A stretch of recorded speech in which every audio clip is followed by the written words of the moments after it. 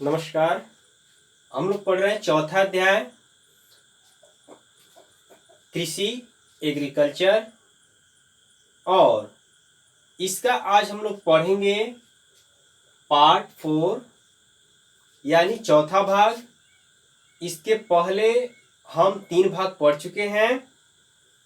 आज जो प्रमुख रूप से हम पढ़ेंगे वह पढ़ेंगे जो वाणिज्यिक फसलें यानी व्यापारिक फसलें कौन सी हैं इसके बारे में।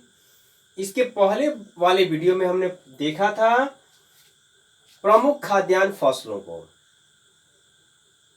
ठीक है, अगर वो वीडियो अगर आप न देखे हो तो पीछे जाके उसको देख लेना। ठीक है, पहले के जितने वीडियो हैं। तो चलिए आज शुरू करते हैं। जो प्रमुख व्यापारिक फसलें कौन कौन सी हैं यानी जो व्यापारिक लाभ लेने के उद्देश्य से बोई जाती हैं। पहले देखेंगे गन्ना।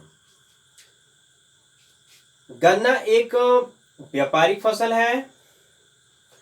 देखें कि इसके लिए गन्ना उष्ण एवं उपोष्ण कटिबंधीय फसल है, यानी यह उष्ण कटिबंधीय क्षेत्र में भी बोया जाता है और उपोष्ण कटिबंधीय क्षेत्र में भी गन्ना उगाया जाता है। इसके लिए 21 से 27 डिग्री सेल्सियस के मध्य तापमान तथा 75 से 100 सेमी के मध्य वार्षिक वर्षा की आवश्यकता होती है। और देखें गन्ने की कृषि के लिए दोमट मृदा यानी जलोढ़ मृदा उपयुक्त होती है। ठीक है, तो ये थी भौगोलिक दशाएं गन्ने के बारे में। अब देखते हैं प्रमुख उत्पादक क्षेत्र कौन कौन से हैं। यदि विश्व स्तर पे बात करें तो भारत गन्ना उत्पादन में ब्राजील के बाद दूसरा स्थान रखता है। और यदि राज्य की बात की जाए तो गन्ना उत्पादन में उत्तर प्रदेश अग्रणी है। इसके अलावा देखें कि गन्ना उत्पादन राज्यों में उत्तर प्रदेश के बाद देखें महाराष्ट्र, पंजाब, बिहार, हरियाणा और तमिलनाडु राज्य इसके प्रमुख क्षेत्र हैं जहां गन्ना उगाया जाता है। ठीक है, तो ये था गन्ने के बारे में। आगे जो हम देखते हैं दूसरी व्यापारिक फसल है कपास। कपास के बारे में कपास के बारे में महत्वपूर्ण यह जानिए कि कपास के उपयोग इसके महत्व को देखते हुए इसको सफेद सोना कहा जाता है। ऐसा इसलिए क्योंकि सूती वस्त्र उद्योग में मुख्य रूप से कच्चा माल कपास है और कपास के रेशे जो है वे बीज से प्राप्त होते हैं। यह भी प्रश्न कई बार पूछा जाता है कि कपास के रेशे प्राप्त होते हैं किससे। ठीक है, तो ध्यान देंगे कपास के रेशे बीज से प्राप्त होते हैं। देखें इसकी भौगोलिक दशाओं को, कैसी भौगोलिक स्थितियां चाहिए इसके लिए। कपास की कृषि के लिए हल्की वर्षा, उच्च तापमान और पाला रहित एवं खिली धूप की आवश्यकता होती है। ठीक है, महत्वपूर्ण है। यानी कपास की खेती के लिए जो है देखेंगे कि हल्की वर्षा चाहिए, खिलखिलाती तेज धूप भी चाहिए और पाला रहित दिन होना चाहिए। ठीक है, ऐसी जलवायु इसके लिए अनुकूल होती है।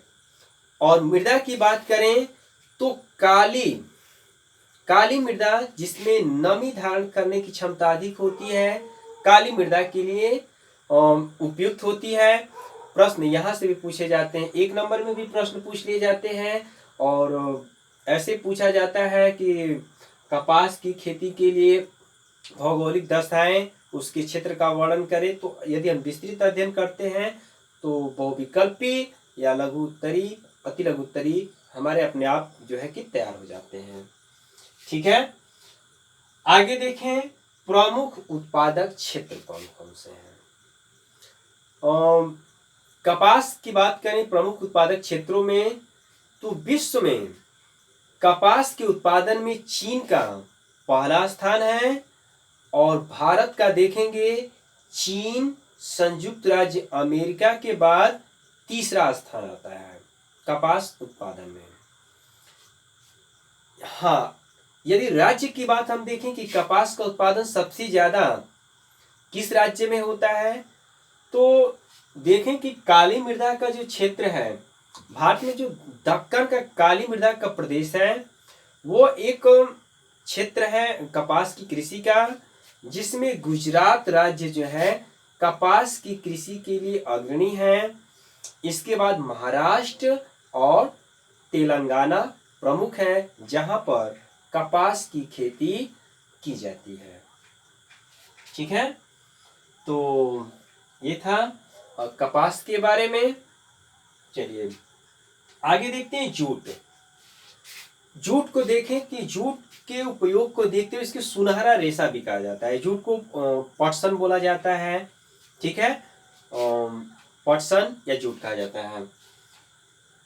देखें कि जूट की फसल, ध्यान देंगे, जूट की फसल बाढ़ के मैदानों में जल निकास वाली उर्वर मृदा यानी जलोढ़ खादर मृदा में उगाई जाती है।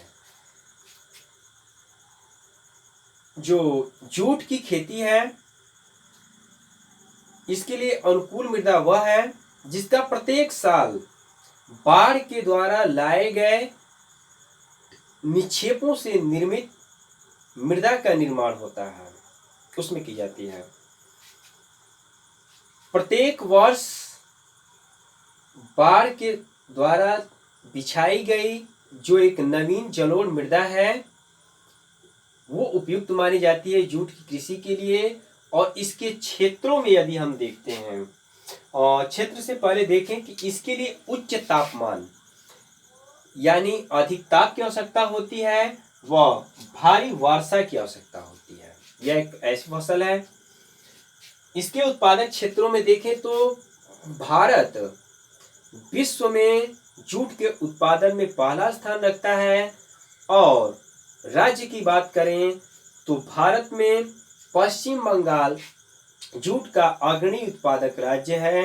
इसी के साथ देखेंगे कि आपका उड़ीसा, असम, मेघालय, जो ये भारी वर्षा वाले क्षेत्र हैं और जहां पर बाढ़कृत मैदान का प्रत्येक वर्ष निर्माण होता रहता है, यह अनुकूल दशाएं यहाँ पे है जहां पर जूट की कृषि बहुतायत में की जाती है। ठीक है, तो यह था जूट के बारे में। आगे देखते हैं जो एक बागानी फसल है, व्यापारी फसल है, रबड़। रबड़ के बारे में देखें कि यह एक भूमध्य रेखीय प्रदेश है की फसल है। भूमध्य रेखीय प्रदेश की फसल यानी जो भूमध्य रेखा का क्षेत्र है, उस भूमध्य रेखा के समीपवर्ती का जो क्षेत्र है वह एक अनुकूल क्षेत्र है जहां पर रबड़ की कृषि की जाती है। और भूमध्य रेखीय प्रदेश में आप जानते हैं कि भारी वर्षा होती है, यानी 200 सेंटीमीटर से भी अधिक वर्षा होती है। वहां पर अनुकूल दशाएं हैं जहां पर रबड़ की खेती की जाती है, रबड़ के बाग लगाए जाते हैं। देखें, इसके लिए 200 सेंटीमीटर से अधिक वर्षा की आवश्यकता होती है और 25 डिग्री सेल्सियस से उच्च तापमान की आवश्यकता होती है। नम तथा आर्द्र जलवायु यानी नमी युक्त जलवायु होनी चाहिए, आर्द्र मौसम होना चाहिए, वायुमंडल में नमी होनी चाहिए। ऐसा मौसम, ऐसी जलवायु इसके लिए अनुकूल होती है। ठीक है, रबड़ की कृषि के लिए। और रबड़ जो है, रबड़ के वृक्ष से देखेंगे उसकी छाल उतार करके और उसके छाल से ही फिर तरल दूध निकलता है जिससे रबड़ बनाया जाता है, जिसको एकत्रित किया जाता है, कुछ केमिकल मिला करके ले जा करके उसको कारखानों में फिर रबड़ बनाया जाता है। ठीक है, कुछ कृत्रिम तरीके से भी रबड़ आजकल तकनीकी का दौर है, बनाया जाता है। जैसे मुरादाबाद है आपका, ठीक है, ऐसे क्षेत्रों में कई ऐसे औद्योगिक क्षेत्र हैं जहां पर रबड़ कृत्रिम तरीके से भी बनाया जाता है। चलिए देखें अब इसके उत्पादक क्षेत्र को। इसके उत्पादक क्षेत्र में देखें कि दक्षिण पूर्व एशियाई देश जो हैं, दक्षिण पूर्व एशियाई देश रबड़ के अग्रणी उत्पादक क्षेत्र हैं। इसमें थाईलैंड विश्व का अग्रणी उत्पादक देश है।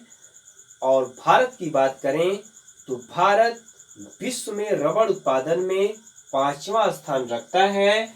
और राज्यों की यदि बात की जाए कि भारत में किन किन राज्यों में रबड़ का उत्पादन किया जाता है, तो देखें केरल, कर्नाटक, तमिलनाडु और इसके बाद अंडमान निकोबार द्वीप समूह, ये प्रमुख राज्य हैं जहां पर रबड़ की कृषि की जाती है।